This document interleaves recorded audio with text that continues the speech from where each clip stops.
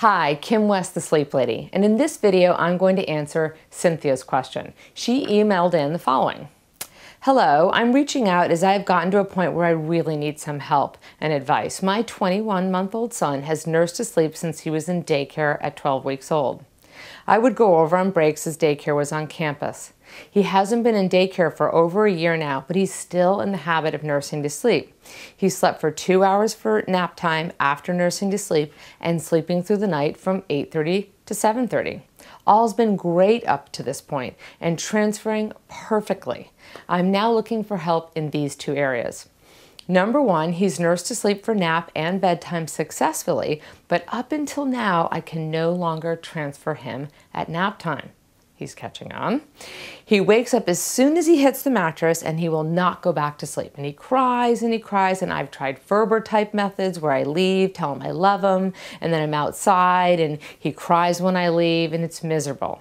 I tell him it's time to lie down and go night-night, and I've done this for 10-minute intervals, and then finally I just go in and get him out after about an hour and a half of trying this. And then he sleeps on me or even on the living room floor, but not in his crib.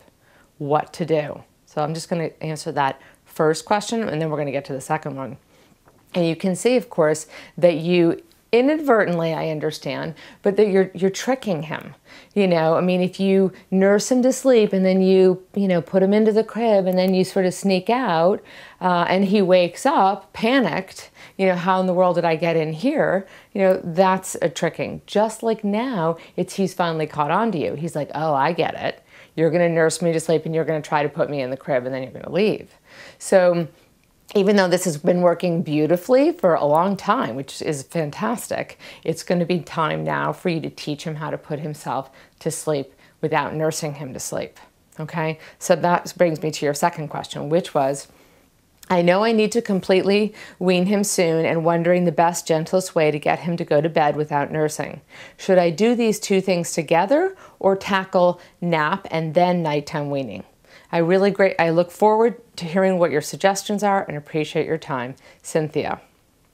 Okay, it sounds like you're going to need to do both, meaning address night and naps together, only because your nursing to sleep crutch for naps is no longer working. Well, one could argue you can get him to sleep initially, but you can't transfer him. So I would say that means your sleep crutch is not working, so you're going to have to address nighttime and naps. Now, this does not mean you have to wean him. Weaning is completely up to you when you want to do that. But you do need to stop nursing him to sleep. So I would start after a great day of naps, and if that means you have to drive him around or put him in a stroller to have him have a good nap, I would do it.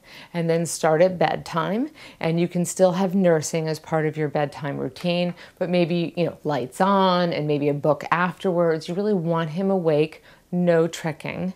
And then, I love you, sweetie, and into the crib, and you stay with him and do the shuffle as outlined in my book. And then the next day, you would do the same thing for naps. So again, weaning is not required.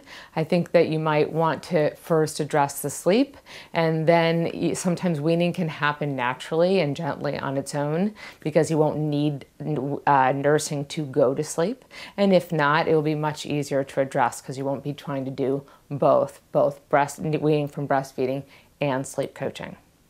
Okay, good luck.